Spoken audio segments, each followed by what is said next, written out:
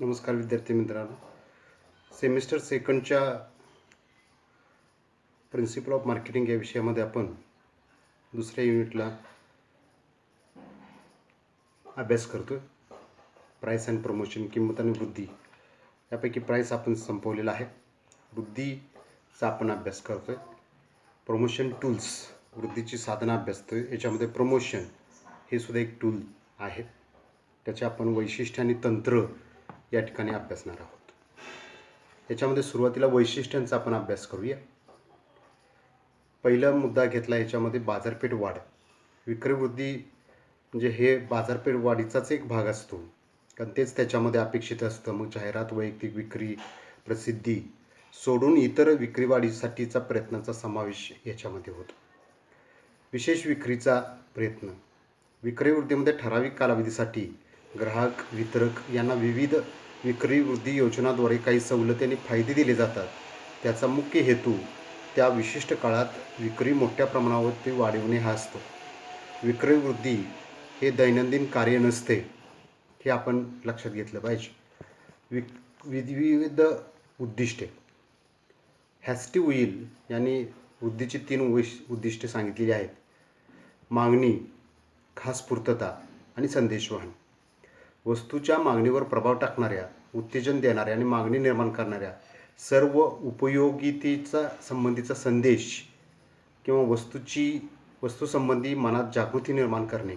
ग्राहकांना आणि व्यापाऱ्यांना वस्तूच्या गुणधर्माची माहिती देणे. दर्जा, गुणवत्ता, बुद्धचिन्ह इत्यादीबद्दलचं माहिती समजावून सांगणे. ही उद्दिष्टे विक्री वृद्धीची असू शकतात. संदेशवहन. विक्रेता वस्तू व सेवा ग्राहकांनी खरेदी करावी म्हणून एक प्रकारे ग्राहकाबरोबर वस्तूसंबंधी संदेशवहन विक्री वृद्धीद्वारे करीत असतो. ग्राहकांना वस्तूची माहिती देतो, त्यांचे लक्ष वेधून घेण्यासाठी प्रयत्न करतो.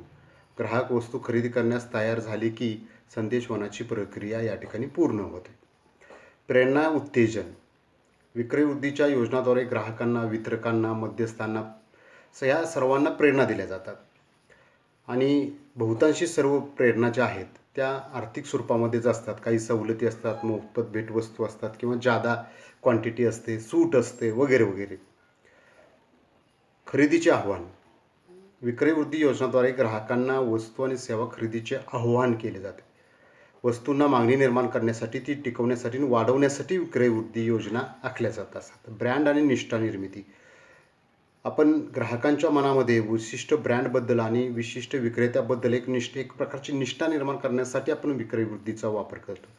त्याने नियमितपणे विशिष्ट ब्रँडची आणि त्या विशिष्ट विक्रेत्याकडूनच खरेदी करावी म्हणून त्यांना काही खास सवलती देणं, आणि त्यामुळे ग्राहकांच्या मनामध्ये एक विशिष्ट ब्रँड आपल्या वस्तूबद्दल निर्माण होतं. मध्यस्थांना उत्तेजन. मध्यस्थ व्यापारासाठी विक्री वृद्धी योजना आखून त्यांना वस्तू विकण्यासाठी उत्तेजन देता येते. आपण फक्त ग्राहकासाठी विक्री वृद्धी योजना आखून चालणार नाही. जो मध्यस्थ वितरक असतो, डीलर असतो, यांच्यासाठी सुद्धा आपल्याला काही विक्री वृद्धी योजना आखणं आवश्यक आहे. आणि त्यामुळे ते त्या वस्तूचा व्यवहार करण्यात वैयक्तिक रस दाखवतात. परिणामी बाजारपेठेत वस्तू वितरणाचा प्रभाव देखील वाढलेला आपल्याला पाहायला मिळतो किंवा कायम राहिलेला पाहायला मिळतो. त्वरित फायदे. विक्री वृद्धीच्या योजना योग्य वेळी योग्य बाजारपेठेत सादर केल्यास त्याचे त्वरित फायदे उत्पादक आणि वितरकांना मिळाल्याशिवाय राहत नाहीत. मालाचा साठाचा उठाव होणं, स्पर्धकावर मात करणं, नवीन वस्तूंना बाजारपेठ मिळवणं, जुने ग्राहक टिकवून ठेवणं, ह्या अशा अनेक गोष्टी यामुळं शक्य होत असतात. खर्चिक. आता विक्री वृद्धी योजना ही अर्थात खर्चिक आहे. त्याच्यामध्ये सूट दिली जाते, सवलत, मोफत भेटवस्तू दिले जातात किंवा एक्स्ट्रा मोअर वगैरे, जादा आधिक्य म्हणतो आपण ज्याला, किंवा काही सॅम्पल्स, नमुने दिले जातात आणि त्यामुळं विक्रीचा खर्च वाढतो. परिणामी विक्रीचा खर्च वाढले की आपल्याला माहिती आहे की नफ्याचं प्रमाण कमी होतं, हे आपण जाणतो. आता थोडंसं आपण पुढच्या भागाकडे जाऊया. विक्री वृद्धीची तंत्र. ही विक्री वृद्धीची जी तंत्र आहेत, टेक्निक्स आहेत, ही ग्राहकांच्यासाठी, मध्यस्थ वितरकांसाठी आणि विक्रेता वर्गासाठी या 3 ह्याच्यासाठी वेगवेगळी आहेत. आता तिन्हीमध्ये सुद्धा काही कॉमन मुद्दे असण्याची शक्यता आहे. तरीसुद्धा याच्यामध्ये सगळ्यात महत्त्वाचा पहिला जो घटक येतो तो ग्राहक येतो, कारण विक्री वृद्धी कार्यक्रमातील ग्राहक हा अत्यंत महत्त्वाचा घटक असतो. आणि विक्रय वृद्धीच्या तंत्रामुळे प्रत्यक्ष ग्राहकांनी संभाव्य ग्राहकांना खरेदीचा निर्णय घेण्यासाठी अधिक उत्तेजन देण्याचा प्रयत्न असतो. तसेच त्यांना विविध फायदे, सवलती ह्यासुद्धा दिल्या जातात. ह्याच्यामध्ये सर्वसाधारणपणे काही फ्री सॅम्पल्स दिले जात असतात. ग्राहकांनी वस्तू वापरून पाहावी आणि म्हणून त्यांना मोफत नमुने दिले जातात. नवीन वस्तू बाजारपेठेत आणताना किंवा नवीन बाजारपेठेत प्रवेश करताना विशेषतः हे तंत्र वापरलं जात असतं. हे तंत्र वापरण्यातील एक अडचण म्हणजे वस्तू कमी किमतीत असली पाहिजे, तसेच ती पुन्हा मागणी निर्माण करणारी असली पाहिजे. म्हणजे साबण, कॉफी, टूथपेस्ट वगैरे या संदर्भात तुम्ही मोफत नमुने वाटून लोकप्रिय होऊ शकता. आधुनिक काळात बाजारपेठेत वृत्तपत्र सादर करण्यासाठी त्याला लोकप्रियता मिळवून देण्यासाठी सुद्धा हे तंत्र वापरल्याचे आढळते. कुपन्स हा एक भाग आहे. ग्राहकांना विशिष्ट वस्तूंच्या किमतीत सवलत देणारे प्रमाणपत्र म्हणजे कुपन होय. कुपन्स वर्तमानपत्रातून, नियतकालिकांमधून, वस्तूंच्या पॅकिंगमधून किंवा प्रत्यक्ष वितरित केले जातात. ग्राहकांना कुपन्स सादर केल्यानंतर वस्तू किंवा सेवावर सवलत दिली जाते. सध्या मोबाईल कुपन खूप लोकप्रिय असलेले आपल्याला दिसतं. आधिक्य म्हणजे सरप्लस. नवीन ग्राहकांना किंवा प्रत्यक्ष ग्राहकांना आकृष्ट करण्यासाठी किंमत स्पर्धेवर मात करण्यासाठी या तंत्राचा वापर केलेला दिसून येतो आपण. ग्राहकांना एखाद्या वस्तूवर त्याच वस्तूची जादा संख्या किंवा वजन दिली जाते. उदाहरणार्थ टूथपेस्टच्या 200 ग्रॅमच्या खरेदीवर 25 ग्रॅम टूथपेस्ट अधिक मोफत मिळते. सवलत, रिबेट म्हणतो आपण त्याला. कंपनी अतिरिक्त स्टॉक संपवण्यासाठी सवलतीच्या दरात वस्तूंची विक्री करू शकते. वस्तूंच्या किमतीमध्ये ग्राहकांना मोठ्या प्रमाणावर सवलती दिल्या जातात. उदाहरणार्थ ठराविक काळासाठी 1 जानेवारी ते 31 मार्च कार खरेदीवर 10,000 डिस्काउंट. ग्राहकांनी देखील या सवलतीचा अधिक प्रमाणात लाभ घेताना आपल्याला दिसून येतं. सूट असेल, डिस्काउंट. विक्रय वृद्धीच्या या तंत्रामध्ये ग्राहकांना किमतीमध्ये भरघोस सूट दिली जाते. शूजच्या खरेदीवर 30% सूट. सर्वसाधारण बहुसंख्य ग्राहक खरेदी करत असताना किमतीमध्ये सूटची मागणी करतात, तर काही ग्राहक सूट मिळत असलेल्या दुकानामध्ये जाऊन खरेदी करण्याला प्राधान्य देतात. त्यामुळे हे तंत्र खूपच लोकप्रिय समजलं जातं. परतावा, रिफंड्स. विक्रय वृद्धीच्या या तंत्रामध्ये ग्राहकांना काही विशिष्ट अटीवर वस्तूंच्या किमतीमधील काही रक्कम परत दिली जाते. उदाहरणार्थ ₹100च्या खरेदीवर रिकामी पॅकिंग परत केल्यास ₹5चा परतावा. सध्या विक्रय वृद्धीचे हे तंत्र देखील लोकप्रिय बनू लागलेले आहे. स्पर्धा, लकी ड्रॉ वगैरे विविध प्रकारच्या स्पर्धा ही विक्रय वृद्धीचे एक मोठ्या प्रमाणावरती आणि अगदी सर्वत्र वापरले जाणारे तंत्र आपल्याला पाहायला मिळते. ग्राहकांच्या स्पर्धा सर्वांच्यासाठी खुल्या असतात. स्पर्धेसाठी आकर्षक बक्षिसं ठेवली जातात. सौंदर्य स्पर्धा, भाग्यवान सोडत, घोषवाक्य स्पर्धा, चिन्ह स्पर्धा अशा स्पर्धांचं आयोजन केलेलं आपल्याला दिसतं. तर लकी ड्रॉमध्ये वस्तू खरेदी करताना ग्राहकांना त्यावर एक विशिष्ट नंबर असलेले कुपन दिलं जातं आणि या कुपनची ड्रॉ पद्धतीने निवड करून विजेत्यांना आकर्षक बक्षीस दिली जातात. भेटवस्तू, गिफ्ट्स देणं. काही उत्पादक किंवा वितरक विक्रय वृद्धी योजनेच्या अंतर्गत काही मौल्यवान वस्तूंच्या खरेदीवर विशिष्ट वस्तू भेट देतात. उदाहरणार्थ बॅग्स, पेन, घड्याळ, दिनदर्शिका, डायरी, चांदीचे नाणे, पेला, चमचे वगैरे वगैरे. भेटवस्तू उत्पादक वितरकाचे नाव छापलेले असते. भेटवस्तूमुळे ग्राहकांचे चांगली मत आणि निष्ठा तयार होते. फ्रीज, टेलिव्हिजनच्या खरेदीवर 10 ग्रॅम चांदीचे नाणे भेट, वॉशिंग मशीनवरती कुकर भेट, साबण खरेदीवर शॅम्पू भेट अशा योजना या ठिकाणी आखता येतात. प्रात्यक्षिकं. एखादी नवीन वस्तू बाजारपेठेत आणली जाते तेव्हा तिची प्रात्यक्षिकं आयोजित केली जातात. विशिष्ट मध्यवर्ती ठिकाणी, दुकानात, बाजारपेठेत प्रात्यक्षिक आयोजित केली जातात. सध्या प्रात्यक्षिकं म्हणजे डेमॉन्स्ट्रेशन, त्याचं सगळं कसं वापरायचं ते प्रत्यक्षात दाखवणं. प्रात्यक्षिक व्यक्ती किंवा व्हिडिओद्वारे सुद्धा आयोजित केलं जाऊ शकतात. प्रात्यक्षिकामध्ये काही वेळा सेलिब्रिटींना आमंत्रित केले जातं जेणेकरून संभाव्य ग्राहक प्रात्यक्षिक कार्यक्रमांना उपस्थित राहतील. बघा, अक्षय कुमारची वगैरे जाहिरात तुम्हाला बघायला मिळते पहा, साबणची किंवा ते वेगवेगळ्या लिक्विड सोपची वगैरे. Exchange offer. काही उत्पादक किंवा वितरक नवीन वस्तूंची विक्री करताना विशिष्ट किमतीला जुन्या वस्तू स्वीकारतात किंवा विशेषतः वाहन विक्रेते जुनी वाहने घेऊन नवीन वाहन खरेदी करणं. अशा वेळी जुन्या वाहनाची किंमत ठरवली जाते. ती किंमत नवीन वस्तूच्या किमतीमधून वजावट करून उरलेली किंमत वसूल केली जाते. किंवा कर्ज योजना एक भाग असतो त्याच्यामध्ये. विक्रय वृद्धीच्या या योजनेमध्ये ग्राहकांना अधिक किमतीच्या वस्तू खरेदी करता याव्यात म्हणून कर्ज मंजूर केलं जातं. कर्जाचे हप्ते ठरवून दिले जातात. अशा हप्त्यामधून वस्तूची किंमत वसूल केली जाते. या कर्जावर कोणत्याही प्रकारचे व्याज आकारले जात नाही असं म्हणतात. आता दुसरा भाग याच्यातला येतो तो मध्यस्थ किंवा वितरकांच्यासाठी. याच्यामध्ये अभिकर्ते, मध्यस्थ, वितरक, डीलर, घाऊक व्यापारी, किरकोळ व्यापारी विक्रय वृद्धीच्या योजना यांच्यासाठी तयार केल्या जात असतात. उत्पादक आणि ग्राहकांमधील दुवा म्हणून हे मध्यस्थ कार्य करीत असतात. त्यांना वेगवेगळ्या पद्धतीने उत्तेजन देणं खूप महत्त्वाचं असतं, कारण हे मेडिएटरची भूमिका खूप महत्त्वाची असते. मग यांना काय दिलं जातं तर बोनस दिला जातो.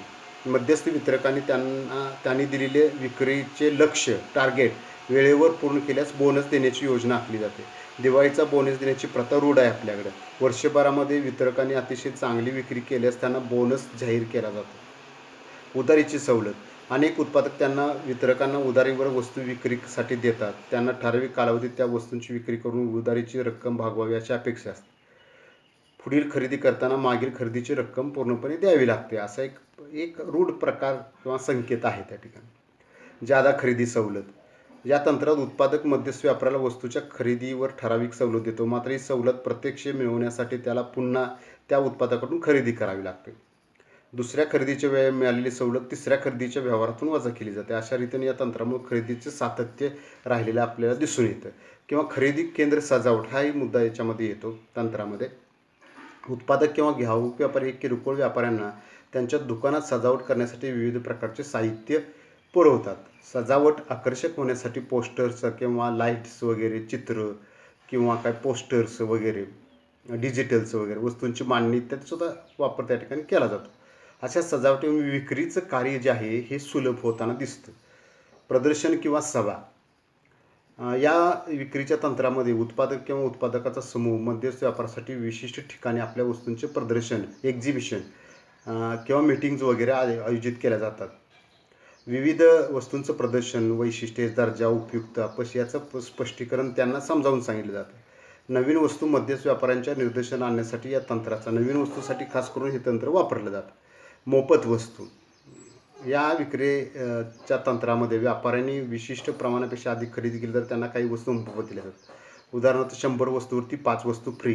त्यामुळे मध्यस्थांना अधिक खरेदीसाठी प्रोत्साहन मिळतं. भेट वस्तू. मध्यस्थ व्यापाऱ्यांना खरेदीवर विविध वस्तू भेट दिल्या जातात. हे आपल्याला माहिती आहे 1 लाख रुपयाच्या वस्तू केले तर संगणक भेट वगैरे वगैरे. किंवा दिवाळीला खरेदीच्या आकर्षक भेट ह्या भेटवस्तू कळते. स्पर्धासुद्धा आपण गोष्ट लक्षात घेतलेली आहे. वेगवेगळ्या प्रकारच्या स्पर्धा त्यांच्यासाठी विक्रेत्यांच्यासाठी किंवा वितरकांच्यासाठी त्यांच्यासाठी आयोजित केल्या जातात आणि त्याच्यासाठी रोख बक्षीससुद्धा आकर्षक स्वरूपाची रोख बक्षिसं किंवा वस्तूच्या स्वरूपातसुद्धा बक्षिसं या ठिकाणी वितरित केली जातात. साठवणूक सोयी. उत्पादक घाऊक व्यापारी हे किरकोळ व्यापाऱ्यांना वस्तू साठवणूक करण्यासाठी सोयी साधनं पुरवतात. उदाहरणार्थ आईस्क्रीम कंपन्या वितरकांना मोफत रेफ्रिजरेटर्स पुरवतात वगैरे. किंवा जाहिरातीचं साहित्य हा एक मुद्दा याच्यात येतो. वितरकांना जाहिरातीचं साहित्य पुरवलं जातं. मोठमोठे फलक पोस्टर स्टिकर्स हस्तपत्रिका माहिती पुस्तिका वगैरे वगैरे. त्यानंतर प्रशिक्षण हा एक सगळ्यात काही टेक्निकल वस्तू असतात टेक्नॉलॉजिकल त्यांच्यासाठी किंवा इलेक्ट्रॉनिक्स वस्तू वगैरे असतात. मध्यस्थ उत्पादक काय करतात मध्यस्थ जे असतात व्यापारी कर्मचाऱ्यांना त्यांना त्यांच्या म्हणजे उत्पादकाच्या खर्चानं त्यांना प्रशिक्षण दिलं जातं. संगणक कंपन्या असतील आपल्या संगणक प्रशिक्षण केंद्रात चालकाच्या कर्मचाऱ्यांना संगणक वापराचे मोफत प्रशिक्षण वगैरे देत असतात. आता तिसरा जो मुद्दा याच्यामध्ये येतो तो विक्रेता वर्गासाठी हे आता वितरक वेगळा आणि विक्रेता वर्ग. आता वितरक आणि म्हणजे आत्ता जे आपण मध्यस्थ वितरक वगैरे पाहिले हे त्या उत्पादक कंपनीशी संबंधित नसतात. त्यांची संस्था किंवा त्यांची कंपनी किंवा त्यांचा वैयक्तिक बिझनेस वेगळा आणि उत्पादक वेगळा. पण हा विक्रेता वर्ग जो असतो ना हा विक्रेता वर्ग असतो हा मेजॉरिटी उत्पादकांनी नेमलेला असतो. त्यांच्याकडं तो पगार किंवा कमिशनवरती काम करत असतो. उत्पादक आपल्या विक्रेता वर्गासाठी काही विक्रयवृद्धी योजना तंत्राचा अवलंब करतात. कारण विक्रेते वर्गाला प्रोत्साहन देणं हा सुद्धा याच्यामध्ये मुख्य हेतू असू शकतो. जादा कमिशन. विक्रेत्या वर्गाने अधिकाधिक वस्तूंची विक्री करावी म्हणून त्यांना जादा कमिशन दिलं जातं. विक्रेत्यांना नियमित कमिशन मिळतेच त्याबरोबर जादा कमिशनसुद्धा दिलं जातं. बोनस. जसं कमिशन दिलं जातं तसं बोनससुद्धा दिला जातो. स्पर्धा. जशा इतरांच्यासाठी ग्राहकांच्यासाठी किंवा वितरकांच्यासाठी तशा विक्रेत्यांच्यामध्ये सुद्धा स्पर्धा आयोजित केल्या जातात. संमेलनं. विक्रेत्यांच्यामध्ये थंड हवेच्या ठिकाणी किंवा पर्यटनाच्या ठिकाणी जे पर्यटन स्थळ असतात त्या ठिकाणी त्यांचे संमेलन आयोजित केल्यात किंवा सहलीसुद्धा आयोजित केल्या जातात. त्या सहलीचा संपूर्ण खर्च उत्पादक कंपनी करते. हे वितरकांच्यासाठी सुद्धा हा सहलीचा भाग मोठ्या प्रमाणावरती विशेषतः मी लाईटच्या कंपन्या आहेत ज्या इलेक्ट्रिकच्या त्याच्यामध्ये बऱ्याचशा पाहिलं याच्यामध्ये. मग ते हॅवल्स असू दे किंवा वेगवेगळ्या बऱ्याचशा कंपन्या, बजाज वगैरे बऱ्याच कंपन्या त्याच्यामध्ये आहेत. त्या कंपन्या अशा पद्धतीत सहल अगदी फॉरेनच्या ट्रिपसुद्धा त्या विशिष्ट वस्तूंची विक्री केली तर होतात. किंवा स्टीलमध्ये आपण ह्याच्यामध्ये जातो ना, साळ्या वगैरे आणतो ना इमारतीसाठी वगैरे, त्या कंपन्यासुद्धा मग अशा मोठ्या प्रमाणावरती फॉरेन टूर्स देत असतात. सुट्ट्या, कारण हे पगारी लोक असतात ना, तर ह्यांना काही विक्रेत्यांना पगारी सुट्ट्या दिल्या जात असतात. हा सुद्धा त्यांच्या उत्तेजनाचा भाग असतो. नफ्यातील हिस्सा हा सुद्धा महत्त्वाचा भाग आहे, कारण उत्पादक आपल्या विक्रेत्यांना नफ्यातील हिस्सा देऊ करतात.